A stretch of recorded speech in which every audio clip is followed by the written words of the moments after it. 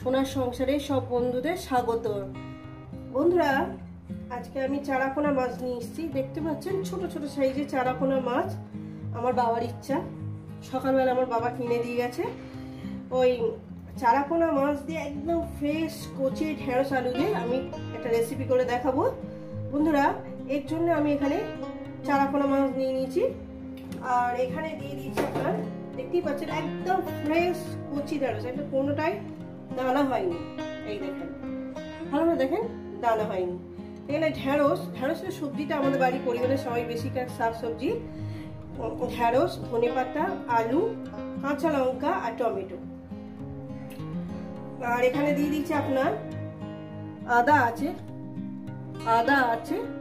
জিরে আছে, দু রকম সরষে আছে, শুকনো লঙ্কা আছে, চার পাঁচটা শুকনো লঙ্কা। এই আমার লেগেছে। রেসিপিটা শুরু করার আগে বলবো লাইক করবেন, শেয়ার করবেন। নতুন নতুন রেসিপি দেখতে গেলে আপনার চ্যানেলটাকে সাবস্ক্রাইব করে নেবেন। বন্ধুরা, আবার চলেন ঠিক যেভাবে খাই ঠিক সেইভাবে দেখাবো। শুরু করে যায়। তো বন্ধুরা, প্রথমেই আমি কি করব, মাছটাকে মেখে নেব। লবণ দিয়ে দিলাম পরিমাণ মতো, দিয়ে দেবো এখানে হলুদের গুঁড়ো। একদম জলে চলছিল এই চারা মাছ, সেখান থেকে কাটিয়ে নিয়ে আসা হয়েছে। বন্ধুরা, মেখে নেব। আর এটাকে এই মশলাটাকে আপনার দেখতেই পাচ্ছেন, মশলাটাকে এখানে একটু হলুদ দিয়ে দেবো, 1 চামচ চুপ করে দিয়ে দিলাম। এটাকে মিহি একটা পেস্ট বানিয়ে নেব। তো বন্ধুরা, একেবারে মেখে বেটে নিয়ে ফিরছি। তো বন্ধুরা, আমি গ্যাস ধরিয়ে দিয়েছি, কড়া আমি বসিয়ে দিয়েছি। কড়াটা আমার গরম হবে। কড়া আমার গরম হয়ে গেছে। বন্ধুরা, এর মধ্যে দিয়ে দেবো তেল, পরিমাণ মতন, মাছ ভাজার মতন তেল। এটা বেশি করে তেল দিলে একই তেলে তরকারি হয়ে যাবে। পরিমাণ মতন তেল দিয়ে দিয়েছি। বন্ধুরা, তেলটা আমার গরম হবে। তেলটা আমার গরম হয়ে গেছে, দেখুন তেল আমার গরম হয়ে গেছে। আমি এখানে এক এক করে মাছগুলো ছেড়ে দেব।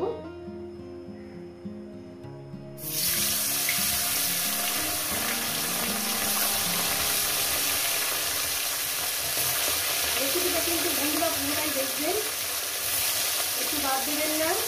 আর এইরকম মাছ, এরকম ছোট সাইজের মাছ আপনারা কিভাবে খায় বা কিভাবে পছন্দ করে একটু জানাবেন। মোটামুটি আমার বাড়িতে কিভাবে খায় ঠিক আপনাদের সেইভাবেই কিন্তু দেখাচ্ছি। মানে যতগুলো ধরলো মানে ততগুলো দিলাম, আর হয়তো ধরবে না, বাদ বাকি আমি পরে পাবো। তো বন্ধুরা, এক পিস আমার হয়ে গেছে, আমি অপর সাইডটা উল্টে দেবো।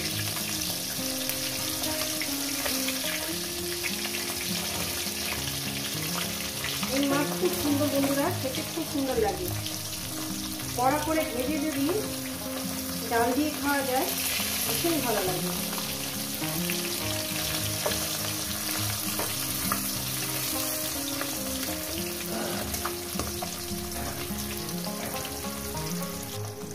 মাছগুলো আমার ভাজা হয়ে গেছে, উঠিয়ে নেব।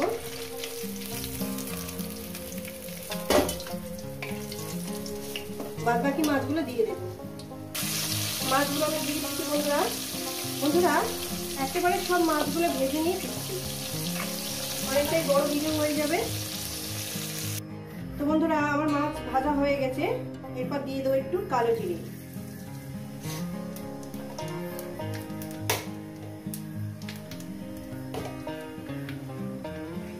কয়েক সেকেন্ড ভেজে নেব। ভেজে নেওয়ার পর আমি এখানে দিয়ে দেবো প্রথমেই আলুগুলো। আলুগুলো দিয়ে মিনিমাম 2-3 মিনিট আমি ভেজে নেব, 3-4 মিনিট ধরে ভেজে নিই। ভেজে নেওয়ার পর তারপর আমি ঢেঁড়সটাকে দেবো। আমার রেসিপিটা কিন্তু পুরোটাই দেখবেন, আর কেমন লাগছে অবশ্যই কিন্তু বলবেন বন্ধুরা।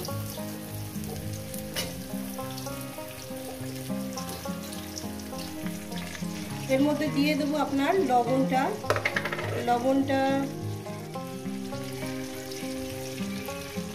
1 চামচ লবণ দিলাম। আর মশলা বাটার সময় একটু লবণ দেওয়া আছে, একটু সর্ষে দিয়েছি, একটু লবণ দিয়ে বেটে নিয়েছি।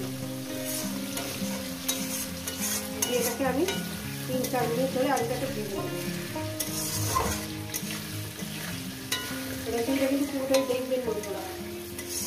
রকম রেসিপি করেই খাবে, সব রকম। তো বন্ধুরা আলুগুলো দেখছি আমি ভেজে নিয়েছি। এরপর দিয়ে দেবো কাঁচা লঙ্কাগুলো, ঢেঁড়সগুলো একসঙ্গে একটু ভেজে নেব।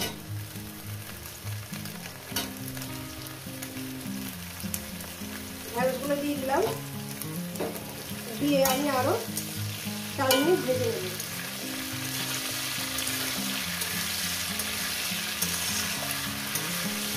এইভাবে রান্না করলে খুব ভালো লাগবে।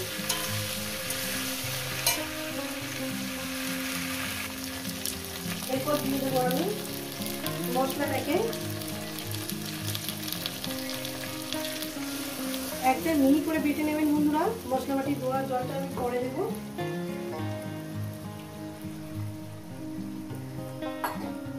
দিয়ে মশলাটাকে দিয়ে আমি 1 থেকে 2 মিনিট কষিয়ে নেব। একদম মিডিয়াম গ্যাসে দেবেন। যেভাবে রান্না করছি আপনারা ঠিক সেইভাবে রান্নাটা করবেন, খুব সুন্দর লাগবে। একদম 1.5 মিনিট কি 2 মিনিট এটাকে আমি কষিয়ে নেব, গ্যাস মিডিয়ামে রেখে বা লোতে দিয়ে। দেখেন বন্ধুরা কত সুন্দর আমি আলু আর ঢেঁড়সটাকে মশলার সঙ্গে ভেজে নিয়েছি বা কষিয়ে নিয়েছি। এরপর দিয়ে দেবো আমি জল।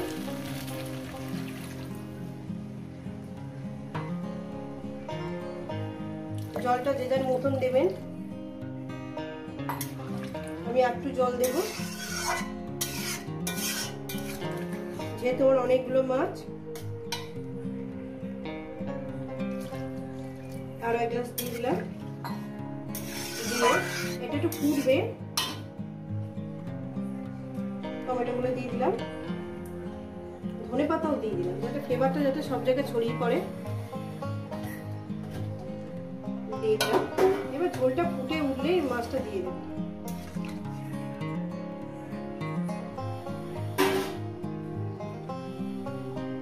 তো বন্ধুরা ঝোলটা আমি ফুটিয়ে নিয়েছি। এরপর দিয়ে দেবো